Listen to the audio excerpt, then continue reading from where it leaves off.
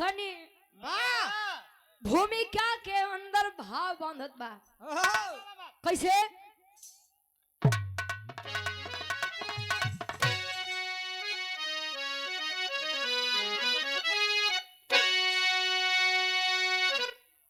अरे चक्र सुदर्शन त्रिशूल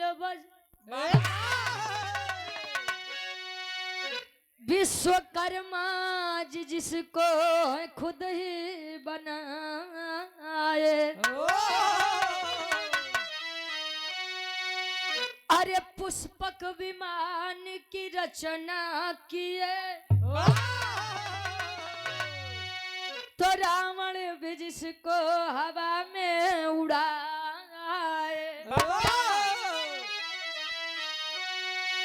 कहे कर्ण का कुंडल दधीची की हड्डी से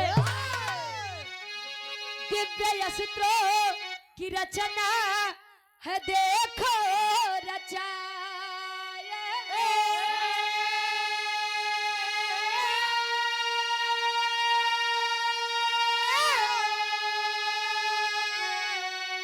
अरे विश्वकर्मा भगवान दुनिया के पहले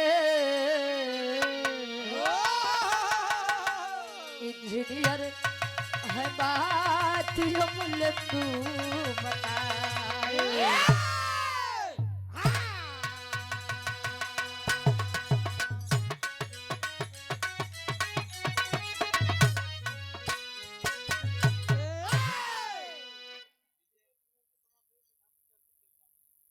विजय त्रिमूर्ति जी समाज सेवी और प्रधान पद के प्रत्याशी हैं, ये दामोदरपुर से।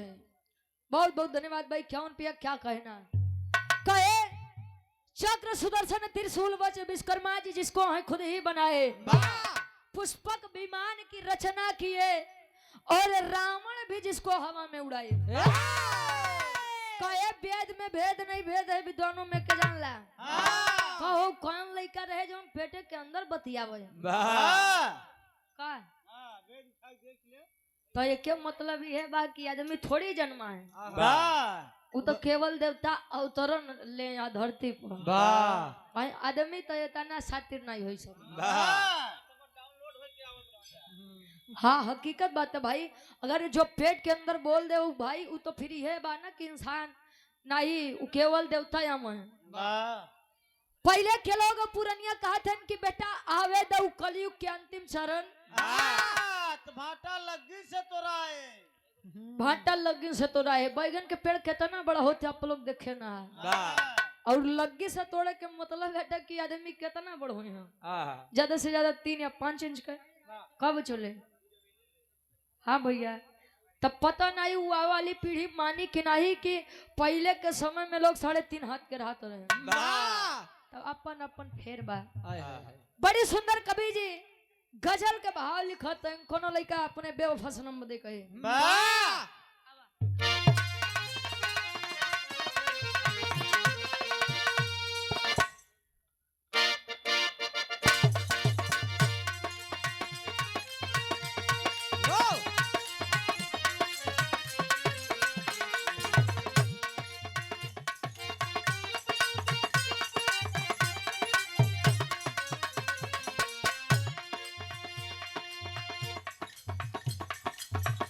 ऐ खुदा तुझसे अर्जी लगा, खुदा तुझसे अर्जी लगा, खुदा तुझसे अर्जी लगा,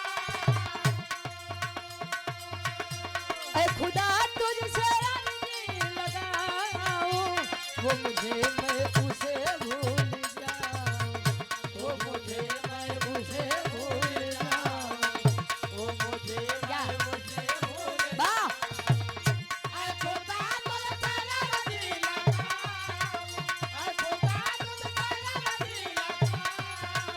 वो मुझे मैं उसे भूल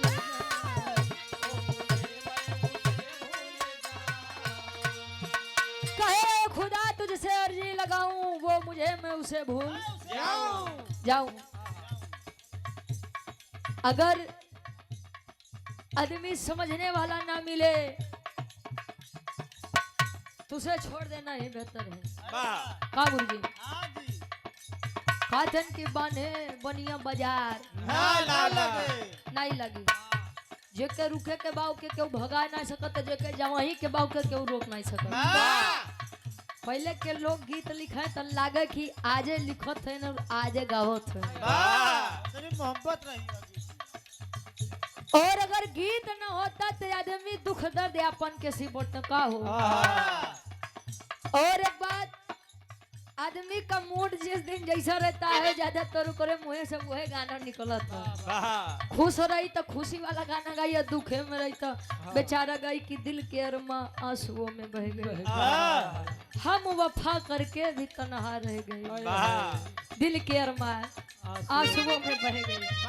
सबसे बढ़िया कवि जी फन में लिखते हैं विश्वकर्मा जी के बारे में एक लाइन।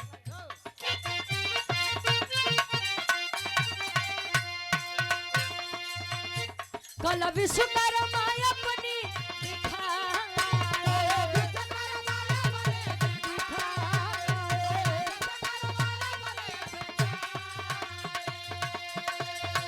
कला विश्वकर्मा अपनी दिखाए, अस्त्र शस्त्र ले वस्तु बनाए, अस्त्र शस्त्र ले वस्तु कहे कला विश्वकर्मा अपनी दिखाए, अस्त्र शस्त्र ले वस्तु बनाए। पहले के समय में अगर निर्माण करता में क्यों के बात आवे तो गुरुजी ए प्रदीप भैया पीपी बजा ए अरे महाराज तू लोग बतियावे अच्छा ठीक बा तले देखा लेकिन शांति भाव से। पहले के समय में कुछ बनावे के पारी आवे तब विश्वकर्मा जी लगे लोग भागे। का हो विश्वकर्मा जी एक अंगूठी का निर्माण किए थे जेके लोग कहा कि जनक जी के मुनरी।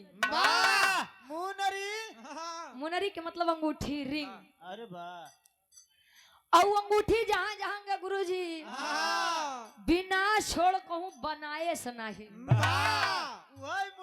वही मुनरी। स्वर्ग लोक में रही तो इंद्र लोक में इंद्र जी के और अप्सराएं जितनी रहा होमा झगड़ा हो। मृत्यु लोक में जनक जी के पास आई तो जनक जी के कुल नाशे भवा, अकाल पड़ गया, सूखा पड़ गया। सीता जी के साथे पहुंची हूँ अयोध्या में तो अयोध्या के नाश हो गया। यह 100 रुपए का सम्मान। लाल सिंह यादव भैया हमरे रुदापुर से बहुत बहुत धन्यवाद। लाल चंद यादव भैया रुदापुर से ठीक बा भैया। बीडी सिंह 100 रुपया और लाल जी यादव जी 51 रुपया बहुत बहुत धन्यवाद। क्या करबो भैया वो लड़का बा वह दूसरी तीसरी बार विरहा में आई ना। अब कुछ गलती हो जाए तो दोबारा बोलवा हम फ्री में बोल दे हम पैसा बदे नहीं कहा। तब विश्वकर्मा जी के बड़ी इज्जत रहे गुरु जी। लेकिन घर में जवन मेहरारू और बिटिया रहे कल मेहरारू के नाम घृताक्षी बा अब बिटिया के नाम चित्रांगदा बा। तो चित्रांगदा और घृताक्षी नाचे और गावे वाला काम करे। नाचे गावे। बड़े भाई आप हमारे हुकुम सिंह जी रैनी से 200 रुपए का सम्मान। हुकुम सिंह भैया हमरे बहुत बहुत धन्यवाद। आशीर्वाद के चारे कि हम बच्चे अपनी कला में कामयाब रहे। और घृताक्षी जो थी वो इंद्र जी के दरबार में नाचने और गाने का कार्य कर रही थी। तो पहले तो बड़ी इज्जत रहा लेकिन जब विश्वकर्मा जी हमें इंद्र लोक में तो कहा कि अरे बाप रे बाप नहीं मेहरारू नाचे। विश्वकर्मा जी के मेहरारू है नहीं के मेहरारू इतना तगड़ा दीवाना किए बस सबका। मंजीत भैया नहीं के आधा भारतवर्ष तक वही के फैन बा। फैन बा अच्छा। यहाँ जब इतनी बतिया सुने तो विश्वकर्मा जी की बात बड़ी खराब लगे। कहे कि मैं इज्जत बनाऊं ई माई बिटिया हमारी इज्जत के बब्बे यादव जी तिवारीपुर से कारीगर साहब हमरे गार्जियन जी के द्वारा 20 रुपया बहुत बहुत धन्यवाद बा। बड़े लाल यादव जी भोपतपुर से कारीगर साहब 21 रुपया। हाँ, का मोछा बा भाई तुहार। क्या बात है। अच्छा यादो हो यार, हाँ, बहुत बहुत धन्यवाद। यादव नहीं पक्का यही रहे। तो ऊपर ही कंडी लेके आ रहा कि गैस लेके आ रहा? केतन यादव भैया हमारे भोजपुर से भी 21 रुपया, बहुत बहुत धन्यवाद बा। कारीगर साहब आशीर्वाद के चाह रही, जब तू देखे में कितना सुघर है, देखा हाँ, खाना तो कैसे मेहरारू बना। कितनी बढ़िया हुई। हट, दुनिया के मेहरारू पीछे दिमाग लगाए है, हम खाना के बात करते यार। विश्वकर्मा जी अपनी बेटी चित्रांगदा को बुला कहे कि ये लड़की लड़की माने तनी इज्जत हम बनाए और तू माई बिटिया के नाश करत हऊ। बंद कर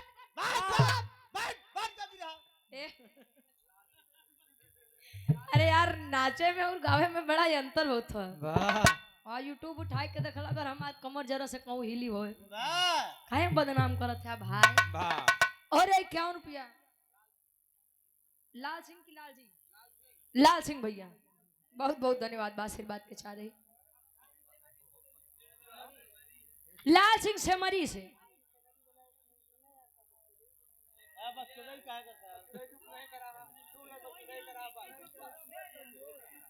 ए चुप का करबा, उनकर दोष नहीं बा।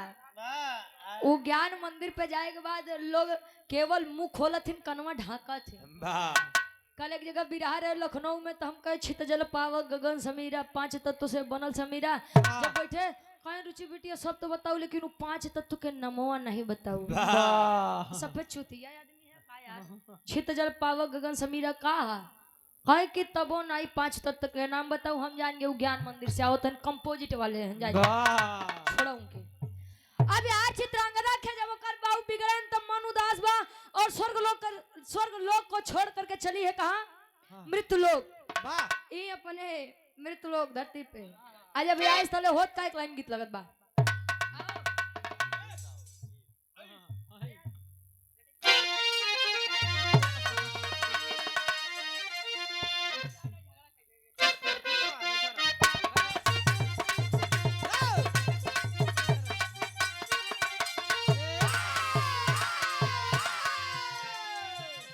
लड़का कहे हई सेंट गम कौआ हमारे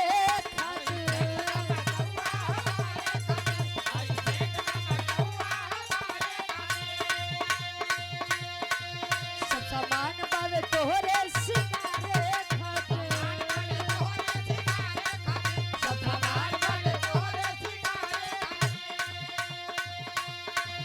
हई सेंट गम कौआ हमारे तोरे सिंगारे लड़की कहे टिकुली लैला झुमका लैला कजरा हाई थाई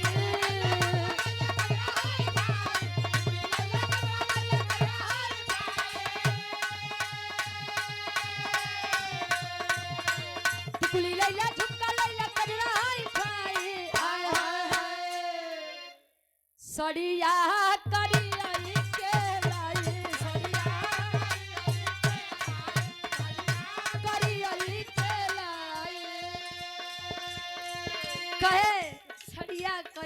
के लाई दुल्हा दुल्हन के बात रहे। लेकिन विश्वकर्मा जी की बेटी चित्रांगदा मन को उदास करके आई है जब स्वर्ग लोक को छोड़ करके मृत्यु लोक में, और मृत्यु लोक में घटना घटत बा। कौन घटना रहे? नारायण सिंह, नारायण विश्वकर्मा जी ग्राम से मरी से 51 रुपया, बहुत बहुत धन्यवाद बा। आशीर्वाद के चारे के मछ अपनी कला में कामयाब रहे। वाह आवा होके कन्या में गुस्सा वहां से चली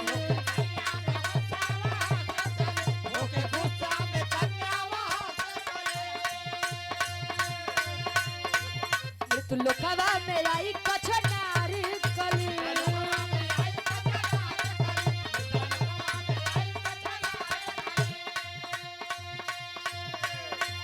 ओके गुस्सा में कन्या वहां से चली मृत्यु लोकवा में आई कचनारी कली। रवि यादव सेमरी से जय कलेश जय समाजवाद। 20 रुपया, बहुत बहुत धन्यवाद। गौरी शंकर यादव भोपतपुर से 51 रुपया, बहुत बहुत धन्यवाद। बा आशीर्वाद के चारे। और ये हमारे बड़े भाई आप सैलानी यादव जी तिवारीपुर से, और प्रेजेंट टाइम में आप नागालैंड में हैं। 251 रुपए देकर सम्मान किया गया, बहुत बहुत धन्यवाद। बड़े लाल भैया, बड़े लाल भैया मोछा वाले। और ये रूप नारायण यादव जी 100 रुपया, बहुत बहुत धन्यवाद। और ये हमारे बड़े भाई सैलानी यादव जी जो कि प्रेजेंट टाइम में वर्तमान समय में नागालैंड में है और निवासी तिवारीपुर से। हमारे गार्जियन जी के द्वारा 251 रुपए का सम्मान, बहुत बहुत धन्यवाद। बा आशीर्वाद के चाह रही आर्या यादव जी भोपतपुर से 21 रुपया, बहुत बहुत धन्यवाद। मुझे वाले धन्यवाद। आवा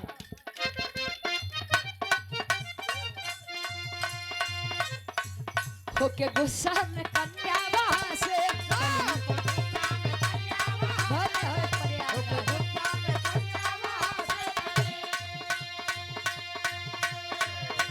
लोकवा में आई कछनारी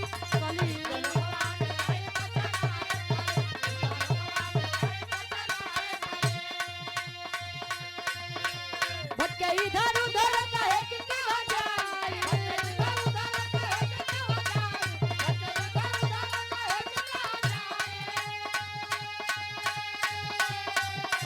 और सूरज यदुवंशी जी के पूजनीय मामा जी राकेश मामा 25 रुपया, बहुत बहुत धन्यवाद। बा आशीर्वाद के चारे के मुझे अपनी कला में कामयाब रहे। इधर उधर कहे कि किधर जाए,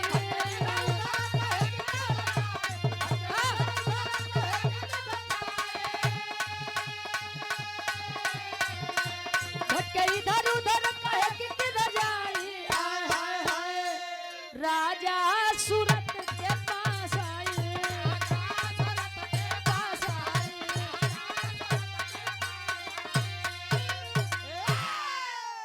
आई है चित्रांगदा मृतलोक। मृतलोक में एक राजा जिनका नाम राजा सूरत बताया गया।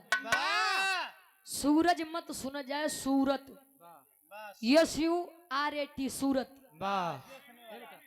अच्छा जाना था? अरे इलाहाबाद वाले इंग्लिश में जानिए तो बेकार बा। हाँ, इंग्लिश के जन्म तो प्रयागराज से भावा। धर्मेंद्र यादव भैया हमारे रूदापुर से 50 रुपया, बहुत बहुत धन्यवाद। बनवारी काका के सुना हो 10 रुपया लेके आवत है। कमलेश यादव जी रूदापुर से 100 रुपया, बहुत बहुत धन्यवाद। आशीर्वाद के छाड़े। अच्छा ठीक ठीक, हमको वैसे बुढ़वन से बड़ा डर लागत भा। हाँ कब का बोल रहा कुछ।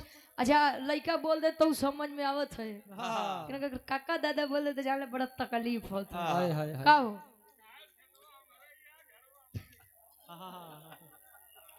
वाह, चाहे जौन बोले, बहुत बहुत धन्यवाद। बनवारी काका बैठा है, उनके कुर्सी दा हो। एतने में केवल हमारे बनवारी काका समझदार लागत है। खेतवा इनकर जोते चाहिए जे। हाँ लेकिन उनके अकेले बैठा था ना, एक के बैठाओ चलते 10 जने खड़ा हो जा। कहानी तनी समझा। चित्रांगदा आई, राजा सूरत से प्रेम हुआ तो राजा सूरत और चित्रांगदा एक दूसरे को कहे कि अब जिएंगे सनम तेरे लिए और मरेंगे सनम तेरे लिए। अब बियाह करब तो तोसी करब, नहीं तो करबे नहीं करब। अब बियाह होए। लेकिन एक बात जान ला, कोनो लड़का कोनो लड़की के तब तक अपन मेहरारू मत बोला जोले मंडप में बियाह न हो जाए, और कोनो मेहरारू कोनो लड़का के अपन पति तब तक मत स्वीकार करो जोले मंडप में बियाह न हो जाए। बियाह तक तो बियाह मंडप तक तो कटाई जात बा। तू लोग 10 साल पहले के सोच के बैठा। और राजा सूरत के साथ भी यही हुआ।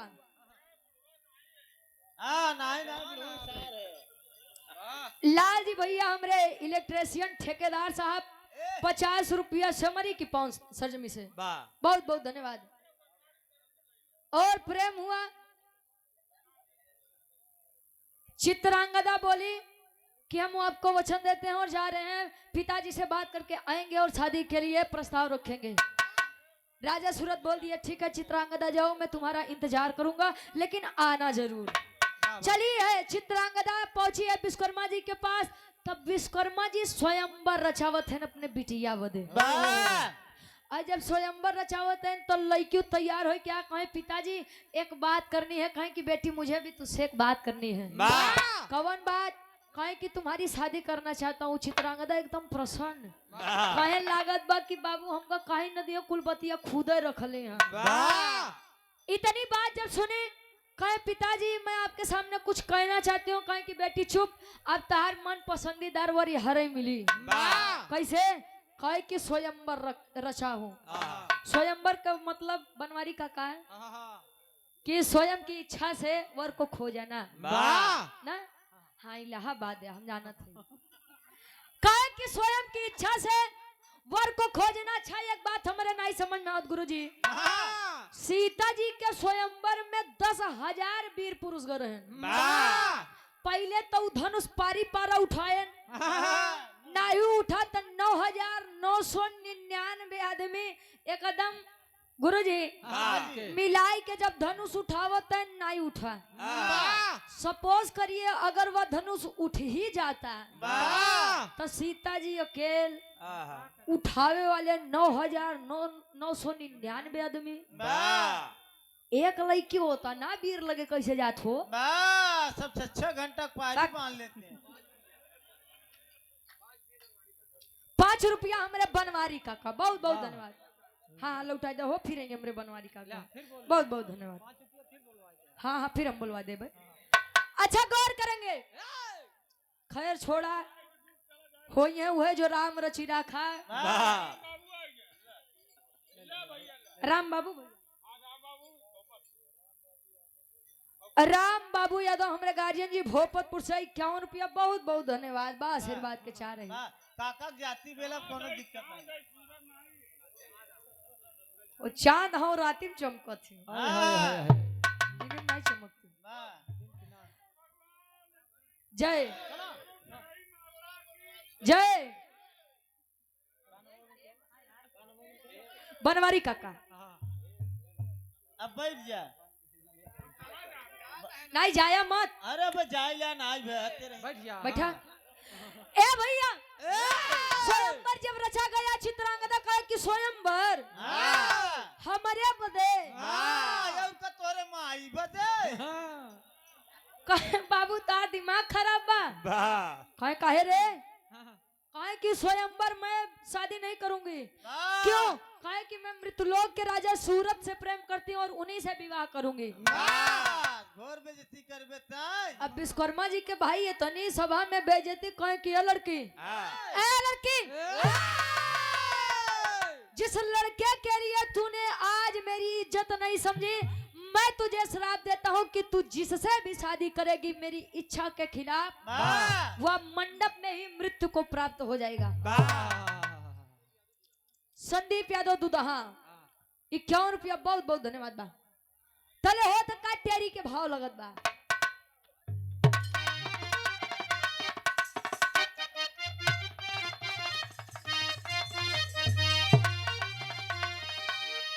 अरे स्वयंवर अपने आप रच दिए। अरे राम स्वयंवर अपने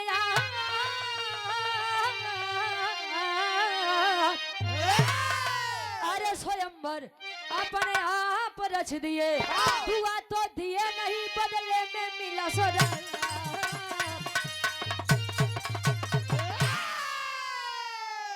दुआ तो दिए नहीं बदले में मिला शराब। स्वयंवर अपने आप रचे। स्वयंवर रचे लड़की को नहीं पसंद। अच्छा लोग कहते हैं कि शादी के बाद किसी से प्रेम करना गलत है। अगर शादी के बाद किसी से प्रेम करना गलत है तो प्रेम किसी और से और शादी किसी और से यह भी करना गलत है।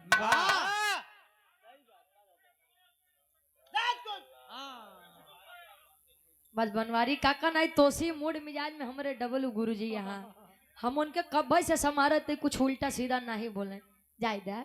हाँ उम्र होगी बा उम्र ये के लिहाज करा। राम बाबू यादव हमारे भैया भोपतपुर से पुनाई 51 रुपया, बहुत बहुत धन्यवाद बा। चलो चलिए चित्रांगदा उदास होकर के और सोच रही है कि मैं अपने पति के बिना नहीं जी सकती हूँ, तो मेरे जीने का दायित्व ही कुछ नहीं है। पानी में कूदी है जान देने के लिए। अब पानी के बहुत ज्यादा बात तले ऋतिक ध्वज मुनि के कुटिया के पास पहुंचत बा। ऋतिक ध्वज मुनि 2-4 शिष्यों को भेजे, कहीं बेटा लेकर आओ, देखो कौन है।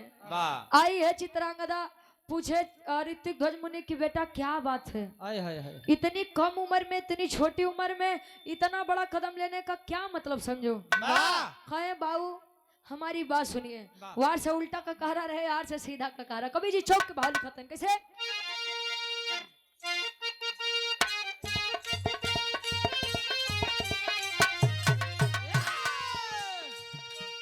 कहे चित्रांगदा मुनि से जाके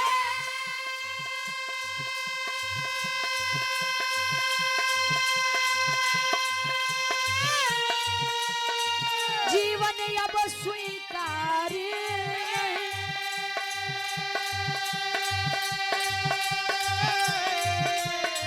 खुद की मर्जी से शादी कर लूं,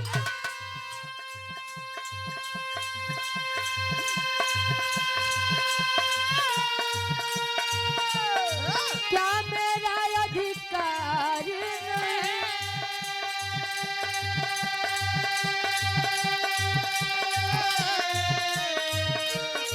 गणपति के पास में जाके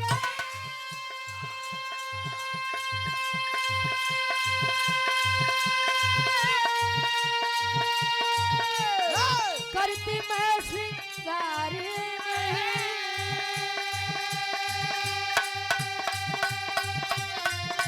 घृणा हुई है अब जीवन से, घृणा हुई है अब जीवन से, मर जाना बेकार नहीं,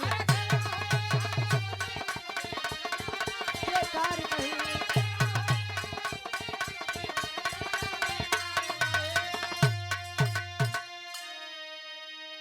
क्या घृणा हुई है अब जीवन से, मर जाना बेकार नहीं।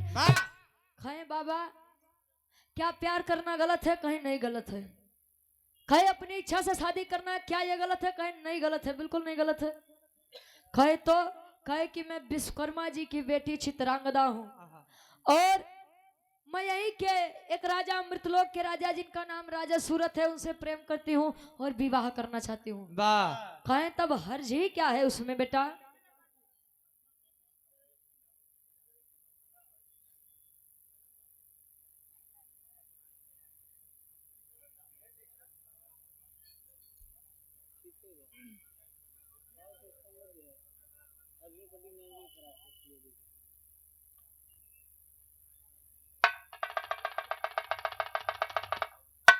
और सम्मानित पूज्य हमारे गार्जियन जी जो कि परिचय के मोहताज नहीं है, आप डॉक्टर कमलेश सिंह यादव जी, प्रदेश सचिव समाजवादी पार्टी उत्तर प्रदेश, पूर्व न्यायिक मजिस्ट्रेट जज, प्रत्याशी विधायक 258 हंडिया विधानसभा प्रयागराज से हमरे डॉक्टर कमलेश सिंह यादव गार्जियन जी के द्वारा सुंदर माला और ये 501 रुपए देकर सम्मान किया गया।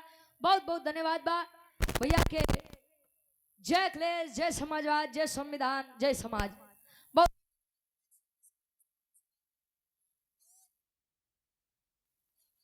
जी श्री मंगला प्रसाद यादव जी, जय संविधान, जय समाजवाद, जय अम्बेडकरवादी। तिवारीपुर से 100 रुपया क्या कहना भैया, आपको वाली हो बस ये विदा हो जाए। सूर्यमणि यादव जी तिवारीपुर से 51 रुपया, बहुत बहुत धन्यवाद, आशीर्वाद। कहे कि मैं शादी करना चाहती हूँ राजा सूरज से, अगर मैं उनसे शादी नहीं करूंगी तो किसी से भी शादी नहीं करूंगी। कहे तो मरे के क्या जरूरत बा पगली, कहे शादी तो मैं कर लूं, लेकिन मेरे पिताजी का श्राप है कि मैं अगर उनके मर्जी के खिलाफ शादी करूंगी तो मेरे पति की मृत्यु मंडप में ही हो जाएगी, यानी सुहागन बनते ही मैं विधवा बन जाऊंगी और ये मुझे कदाचित मंजूर नहीं है। जब इतनी बात सुने और जब इतनी बात सुने हैं तो ऋतिक ध्वज मुनि बुलाए हैं विश्वकर्मा जी को। विश्वकर्मा जी जब आए तो विश्वकर्मा जी एक बात कहा कि आप होते कौन है, हम बाप बेटी के बीच में बोलने वाले कौन होते हैं आप? आप साधु संत आदमी, हाँ, आप क्या जाने कि इज्जत और बेइज्जत क्या होती है। हाँ, ऋतिक ध्वज मुनि को ये बड़ा बुरा लगा कि ये कल के आए हम हमका कहानी बताते हैं कि हमका इज्जत और बेइज्जती के कुछ मतलब है नहीं पता। हाँ, खाली माला गुड़िया गिने बस। इनके अहंकार वो तो सुना विश्वकर्मा जी हाँ, बड़ा खेला करे तू। हाँ, अब तनी ऋतिक ध्वज मुनि के बात सुना का तनका बछोले। और डॉक्टर सुभाष चंद्र यादव जी डायरेक्टर ज्ञान नर्सिंग होम कमला नेहरू कैंसर सेंटर प्रयागराज बैरगिया नाला जगतपुर प्रयागराज से पुनः ये 100 रुपए का सम्मान, बहुत बहुत धन्यवाद। और सूरज यदुवंशी जी के मामा और अच्छा सूरज यदुवंशी जी के आप जीजा जी के मामा जी रोहित यादव जी के आप पूज्य विजय यादव जी मामा जी तिवारीपुर से 51 रुपए का सम्मान, बहुत बहुत धन्यवाद। आशीर्वाद के सारे जीजो ते आया हो, बड़ा पीछे बैठा है का लड़का देखे के हन का। बहुत बहुत धन्यवाद बा। आवा कवि जी लिखत हैं कैसे विरह के आखिरी तरफ लगल बा।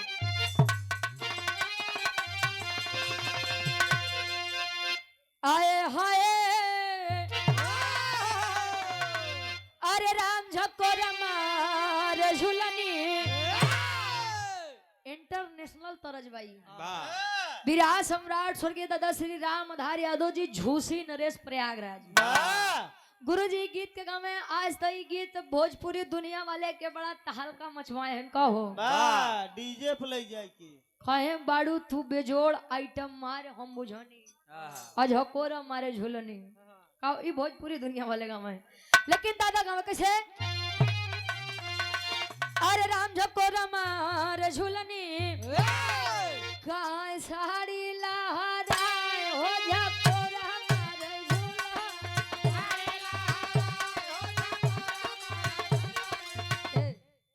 विराट सम्राट स्वर्गीय गुरु हैदर अली गुरु जी गाँव में कैसे अरे राम घुसुरी का बरधा गसार बरधा अरे राम घुसुरी का बरधा कहाँ सारी मझारी घुसुरी का बरधा कहे घुमा के गोरी मरलू। दादा राम कलाश जी कहा कि तेरी मेरी आंख लड़ी लोगों ने बदनाम किया कहे दुनिया के बक्कैदा हम तू अपन काम की है केहू केहू कहेला उमरिया के दोष बा कह के गए सूरदासी सब नजरिए के दोष बा। बर्बादी के शुरुआत कहाँ से होता जाना था से अरे घुमा के गोरी मरलू हई नया न वही से अरे घुमा के गोरी मरलू। एक लाइन और सत्यन सुइया में गा रहे अरे गजब क्यों बहिनी अरे गजब क्यों बहिनी कहा चीन भतार हो गजब क्यों बहिनी।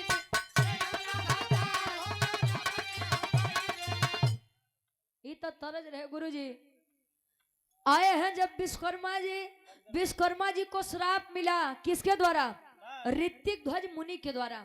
कहें विश्वकर्मा जी बड़ा घमंड है आपको अपनी शक्तियों पर अपने चेहरे पर सुंदरता पर, तो जाइए हम आपको श्राप सुनाते हैं ये आपका विशाल काय रूप वानर रूप में बदल जाएगा। कहते देर नहीं भगुरु जी। स्वर्गीय अर्जुन सिंह यादव जी भोपतपुर से ये 201 रुपए का सम्मान, बहुत बहुत धन्यवाद आशीर्वाद के चाह रही। और राजेश यादव मोछा गुरु 51 रुपया, बहुत बहुत धन्यवाद बा। ए भैया जब आए श्राप मिला, जब वानर बने कहे स्वामी मुक्ति, अरे स्वामी मुक्ति हमसे गलती हो गई जो हमने आपसे जुबान लड़ाई। विश्वकर्मा जी के कहे ऋतिक ध्वज मुनि अब मुक्ति नहीं मिली। कहे मुक्ति नहीं मिले, कहे कहाँ मिली, कहे न जले तू अपने स्व इच्छा से बिटिया के बिया उ राजा सूरत से नहीं खरबत तले तू बनरे बन के टहरबा। विश्वकर्मा जी बेचारू मुक्ति मुक्ति मुक्ति मुक्ति मुक्ति मुक्ति करत करत पहुंचत हैं कहा अंजन प्रदेश। अंजन प्रदेश हुए अंजन प्रदेश जहाँ हनुमान जी के लालन पालन भरे गुरु जी। आज जब अंजन प्रदेश पहुंचे अंजनी जी के नगर में तो कुल जितना छोट छाट भालू बानर है उन्होंने बेचारे विचार करत है। अरे ये बड़कवा बानर कहाँ से आई गया?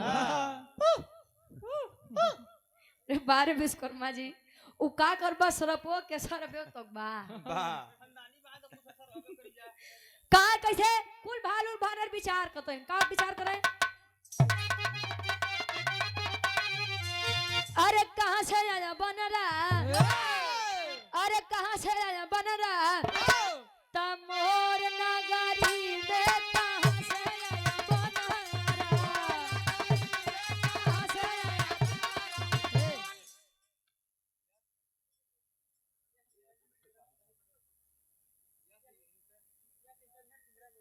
यस इंटरनेट सिंगरा मऊ सनी सरोज हमारे भैया ये 100 रुपया एक कहे नहीं हम कहे लागत बाजा बस है।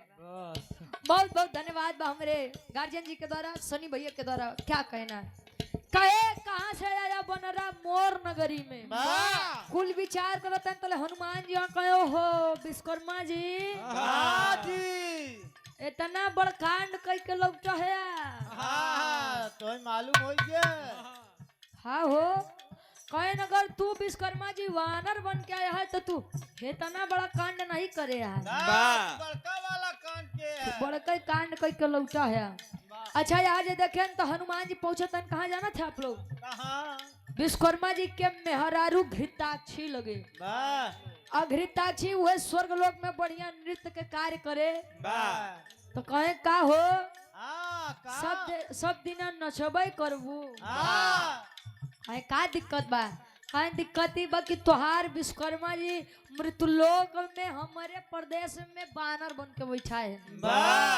कहे का करत हा हुआ बानर बन के? कहे उस श्राप लगा बा ऋतिक ध्वज मुनि के। कहे तब कहे आवा चला अगर प्रेम चाहती हो उनसे तो लेके आवत है। कैसे?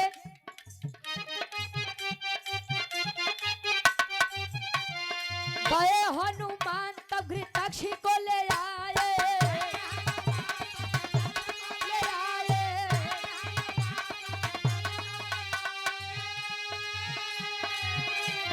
वानर बन के विश्वकर्मा संबंध बनाए।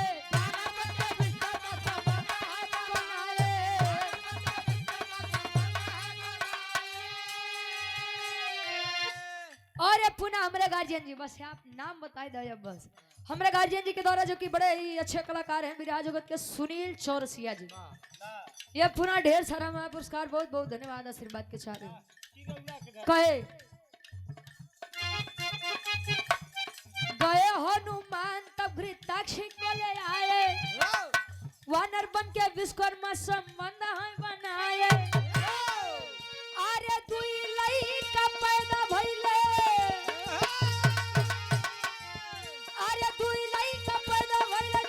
छगरी में कहाँ से आया बनरा? मोर नगरी में कहाँ से आया बनरा? कहाँ से आया? मोर नगरी में कहाँ से आया बनरा?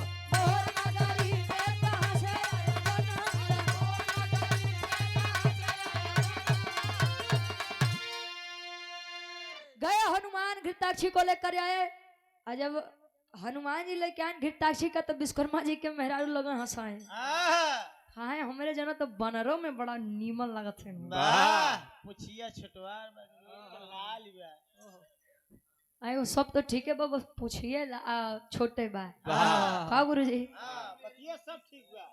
कहे हमारे जना तो बनरों के रूप में बड़ा नीक लागत है। अब यहारी बात हो बा कहे अगर तोरे जना नीक लागत है तो तू काहे नहीं बनरी बन तू अब तू बन।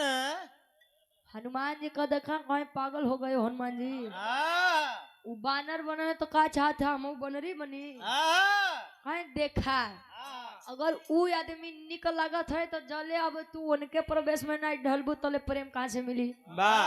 अब तू लड़की वो नारी जात तू बेचारू वानर जात तो प्रेम कैसे दी तो है?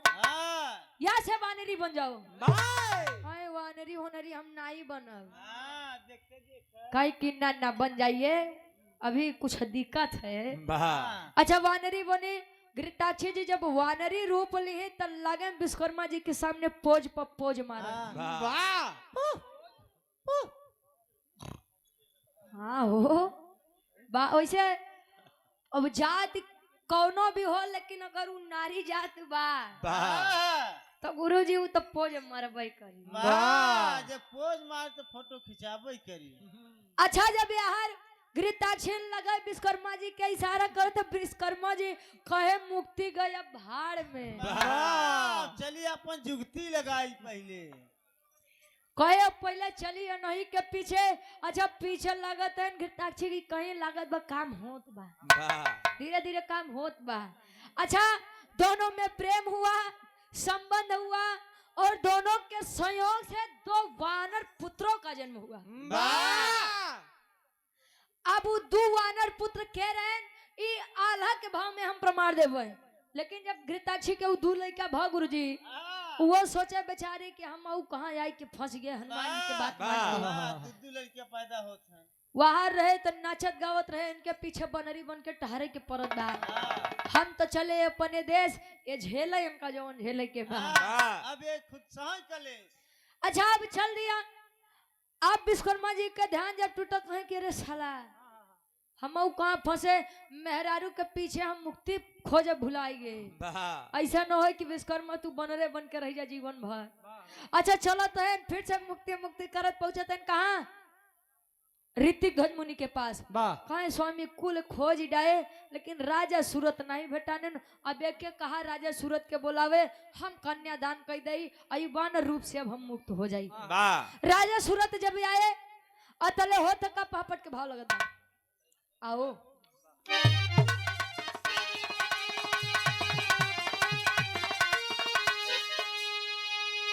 अरे कहे मुनि जी करा दा कन्यादान मान ना जाए दे। अरे कहे मुनि जी करा दा कन्यादान मान ना जाए दे। तना ही साबा दुनिया में अपमान मान ना जाए दे।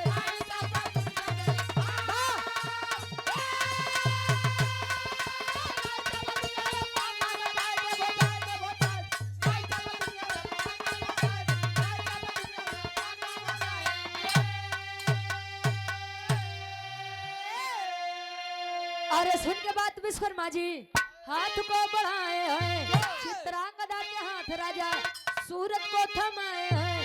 अरे कहाँ खुशी रहा दुइनो संतान मान न जाए।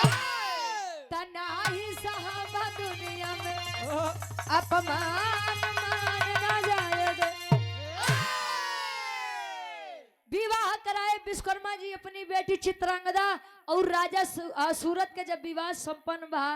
काहे मार दोनों लड़का खुशी रहा, लेकिन अब स्वामी ई तन से हमका मुक्त करा। अच्छा मुक्ति जब मिली फिर से विश्वकर्मा जी अपने रूप में आए, चल दिए कहाँ अपने कार्य में। ठेका ढेर मिला थोड़ी का चल दिए अपने कार्य में। आप जरा गौर करेंगे जो 2 बच्चे जन्म लिए थे अंजन प्रदेश में वानर रूप में विश्वकर्मा जी और वानरी रूप घृताक्षी के बीच, उन 2 बच्चों का नाम क्या पड़ा। आल्हा के भाव में कवि जी प्रमाण देते हैं।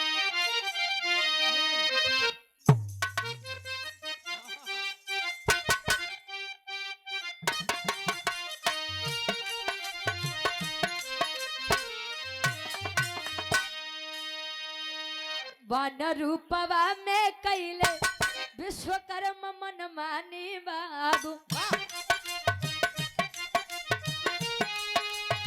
घृताक्षी गुजरी ऐसा संबंध बना। 2 लड़का पैदा भइले अंजन पर देशवा में बाबू। नल नील जे कर नाम पड़ी जा।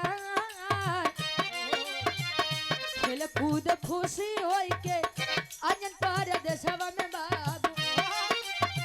माई अंजनी गोदिया उठा।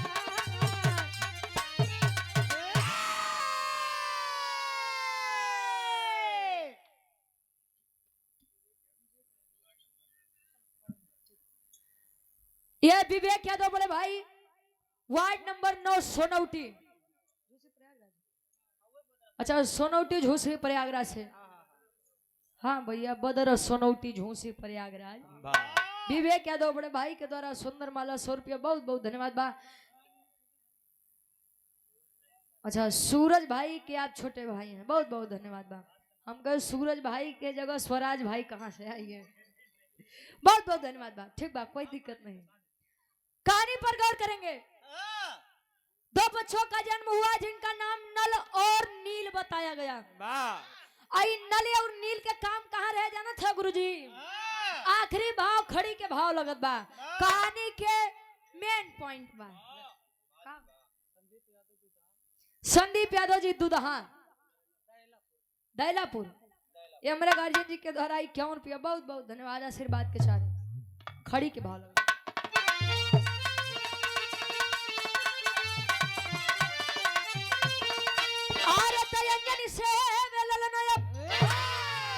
आर्य बजरंगी हो गए, आर्य अंजन से आर्य बजरंगी हो गए, तो पैदा नल नील हो के उनके संगी हो गए।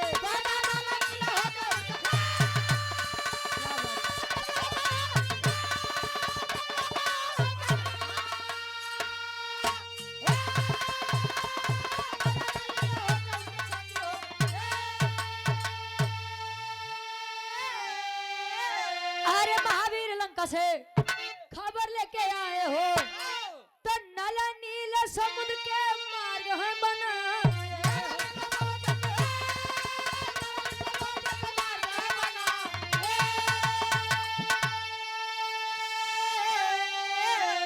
अरे हुई लड़ाई तीनों वीर, अरे जंगी हो गए, तो पैदा नल नील हो के उनके संगी हो।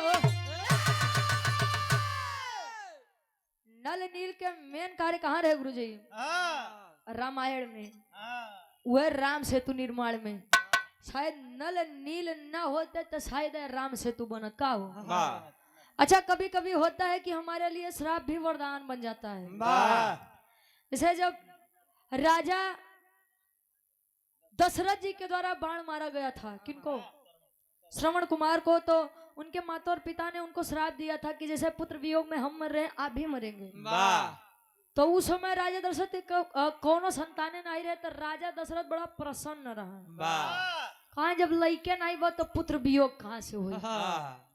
उस श्राप के कारण एक नहीं 4 गदेला हो गए गुरु जी उनके। उस श्राप उनके खातिर वरदान बन गया, और पुत्र वियोग में ही राजा दशरथ मृत्यु को प्राप्त हुए थे। और सेम चीज यही नल नील के साथ हुआ था। जब बचपना था तो बचपने में उनका शरारती स्वभाव के कारण ऋषि मुनियों के द्वारा श्राप मिला था कि बालकों तुम बड़े उत्पाती हो। तुम दोनों बहुत उन्मादी हो, उत्पाती हो। कहाँ जाओ मैं तुम्हें श्राप देता हूँ कि तुम लोग कितना भी भारी सा भारी पत्थर पानी में फेंकोगे, वह पानी में पत्थर कभी भी डूबेगा नहीं। और ये श्राप राम सेतु निर्माण में नल नील के लिए आशीर्वाद बन गया। मेरे विराह के शीर्षक रहे विश्वकर्मा जी बने बानर और नल नील का जन्म। आखिरी में खानदान के परिचय बा।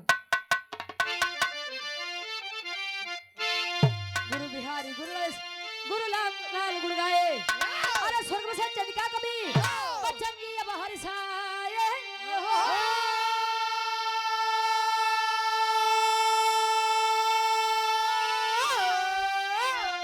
स्वयंवर अपने आप रच लिए, गावे रुचि दोपहरी का पानी ना, स्वयंवर अपने आप रच दिए।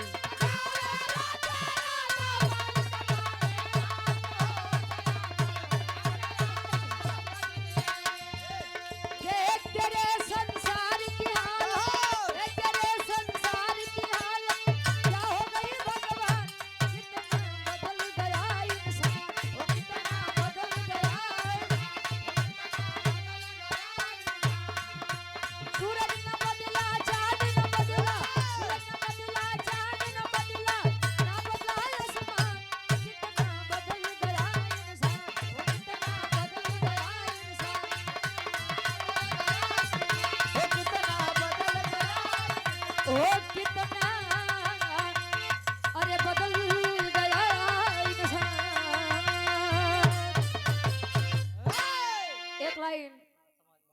समाजवादी गीत के फरमाइश बा और एक लाइन अंबेडकर जी के बारे में कहे के बा।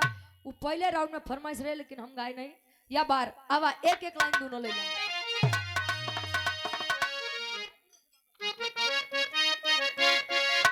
क्या बात है, क्या बात है।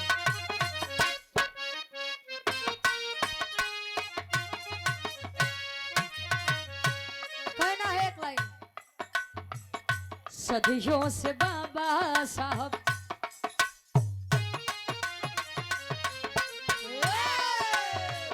सदियों से बाबा साहब अम्बेडकर महान थे, भारत के शान थे, आज भी है और कल भी रहेंगे। सदियों से बाबा साहब अम्बेडकर महान थे, भारत के शान थे, आज भी है और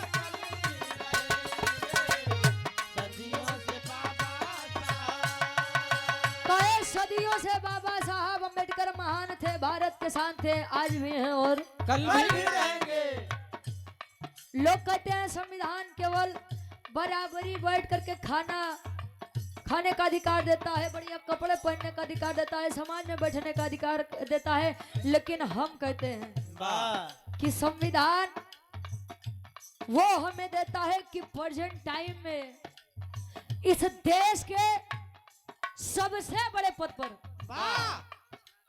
समाज की एक ऐसी महिला राष्ट्रपति हैं जो एसटी समाज से बिलोंग करती हैं, श्रीमती द्रौपदी मुर्मू जी एसटी समाज से बिलोंग करती है। संविधान हमें यह अधिकार देता है कि हम बड़े से बड़े पद पर, कोई भी हो, चाहे वो उच्च जात का हो चाहे वो नीच जात का हो, वो बड़े से पद पर बैठने का अधिकार खुद के अंदर रखता है। ये संविधान की देन है। लेकिन कुछ आदमी हैं जो बड़े मानव यहाँ, कुछ क्योंकि छोट मन यहाँ। इंसान की केवल एक जाति है, वो भी इंसानियत। इंसानियत नहीं तो तू जानवरों से बदतर है, और इंसानियत है तो आप कोई भी जाति समुदाय से बिलोंग करते हैं फिर भी आपको पंडित कहा जाएगा, क्योंकि इंसान अपने ज्ञान की वजह से पंडित होता है, ना कि धर्म की वजह से। और 15 मार्च को था मानवर कांसी राम जी की जयंती थी, तो एक लाइन उन्होंने बधे और अंबेडकर साहब जी दोनों जने बधे हो जाए एक ही लाइन में। कहो वैसे मंगला प्रसाद यादव जी, इस भाव का सम्मान